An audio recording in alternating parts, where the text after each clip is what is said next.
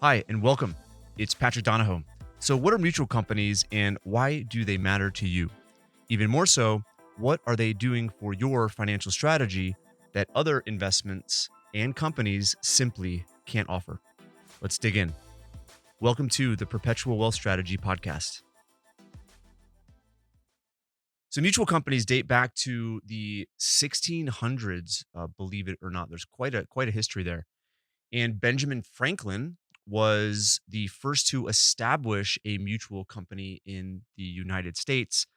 And surprisingly enough, it is still in business today. So the term mutual means that the company is owned by specific policy owners, what are called participating policy owners.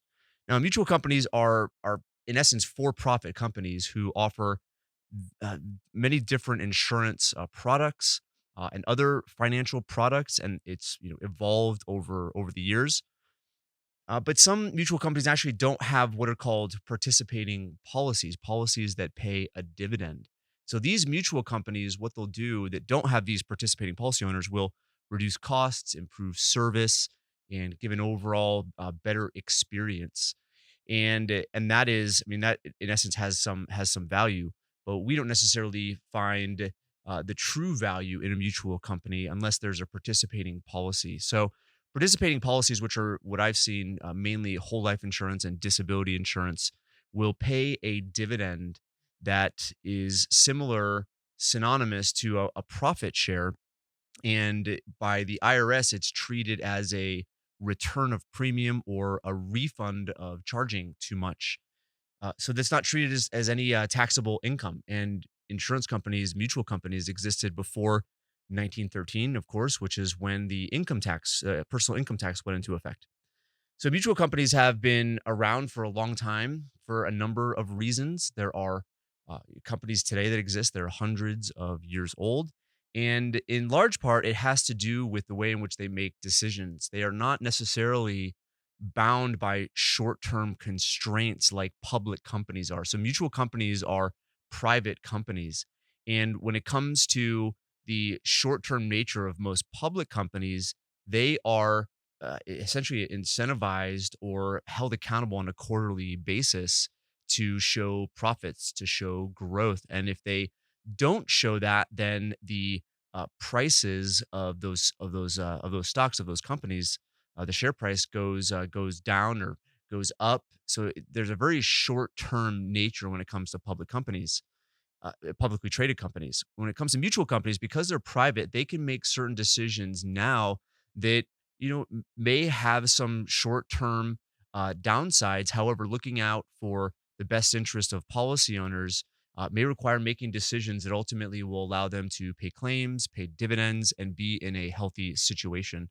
And another thing with mutual companies, and I in the book that I wrote, which you can see over here, Heads I Win, Tails You Lose, I talk about an example of a company who used one of the kind of recessionary periods over the last 30 years to capitalize on some real estate projects in the Northeast, and were able to just get that land at a fire sale discount because they had cash. Most publicly traded companies, if they have too much cash and they're not investing and getting that money moving, that could potentially look bad. So that's just one example of how a mutual company can capitalize on not needing to appease shareholders on a short-term basis. And the book explains the outcome of it, but this specific company was able to partner with a development company and like 10x the investment on, or just part of the land that they bought was 10x investment based on what they sold it for. So there are lucrative deals that typically come about at various times, sometimes in good times, mostly in bad times. And the mutual company is in a position where they can capitalize on those type of deals, make those type of decisions.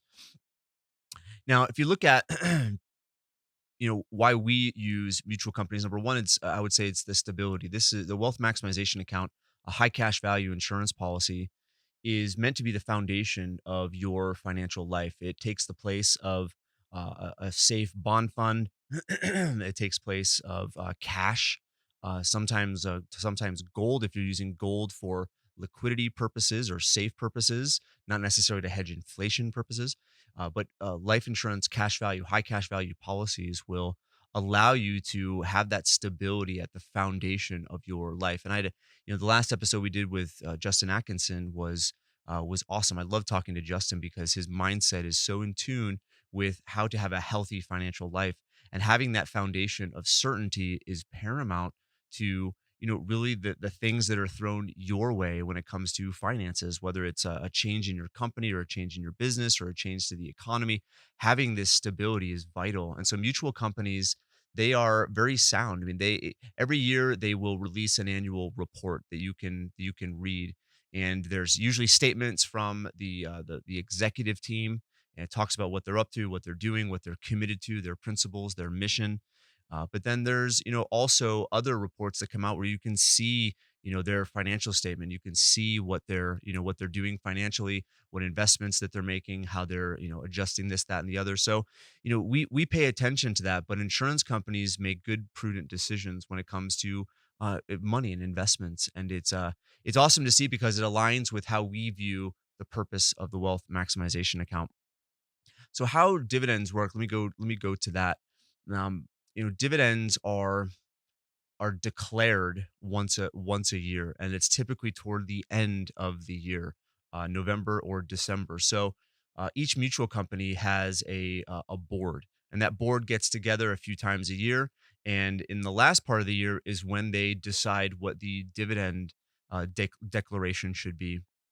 And when it's declared, that's when it's not necessarily paid out, but it's ultimately declared what will be paid out. And then the subsequent year, you will essentially receive your dividend associated with your policy on the anniversary date of your policy. So if you started in February, that is when the dividend will be paid out. If you started in November, that'll be when it's paid out the following November or the following December. So the end of the specific year is when the dividend is declared. The subsequent year, that next year, is when the dividend will be paid on your policy anniversary date. So that's sometimes a question we get from clients.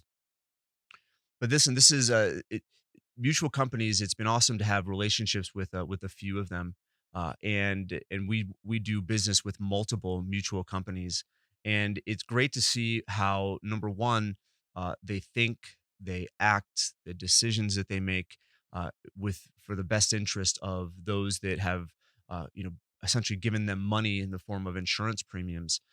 It's been great to get to know them and their principles, understand their mission. They're very similar. And what's also really uh, healthy is their collaboration with each other. Most companies out there, I would say, look at each other as competition. But if you look at kind of the society that we're in right now, we had a big tax law change just a few years ago, and the mutual companies got together, and the executives, and they flew out to Washington D.C.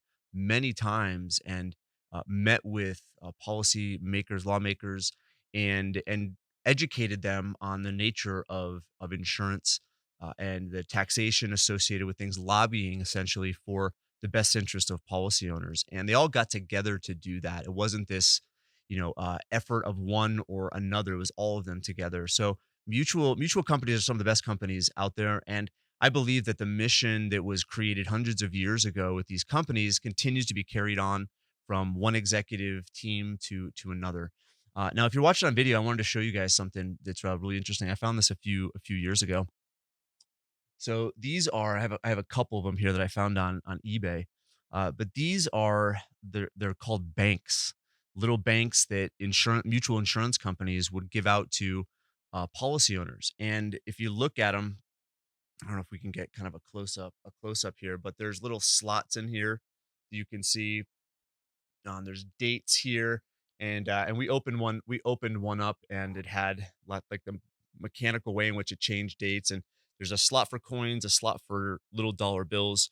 But ultimately, what would happen is people would save into these little banks, and then the insurance company would come around and pick them up, and then take the money and use that for premiums. Because most people don't they don't know that the insurance policies that the wealth maximization account, these cash value insurance policies are at the foundation of what we consider to be the most sound strategy out there. But they were ultimately the original financial planning, the original financial strategy before the 1980s took on more of a securities based financial plan. That's what people started using to save their money. But previous to that, people would save inside of these types of life insurance policies. They had the loan provisions.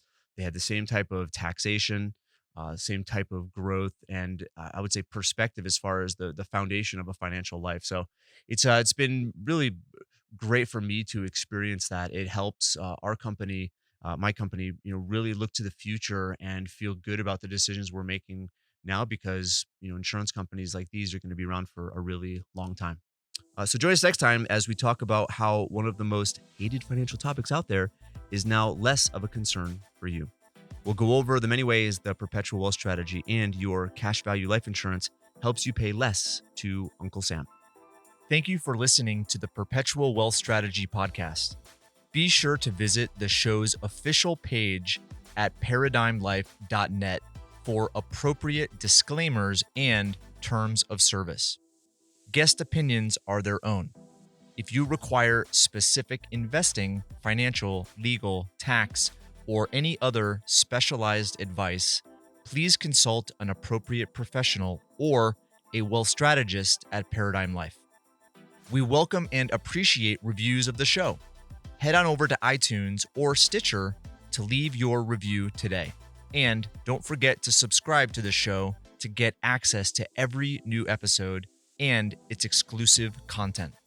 Thanks again for joining us, and we'll see you next time.